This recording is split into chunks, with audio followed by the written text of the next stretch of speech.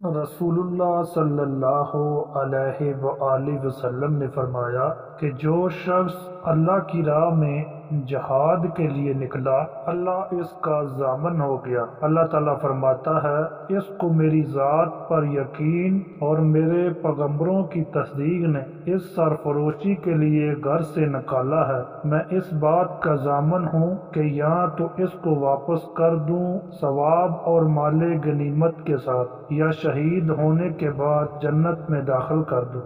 रसूलुल्लाह सल्लल्लाहु अलैहि वआलिहि वसल्लम ने फरमाया, और अगर मैं अपनी उम्मत पर इस काम को दुश्वार ना समझता तो लश्कर का साथ ना छोड़ता।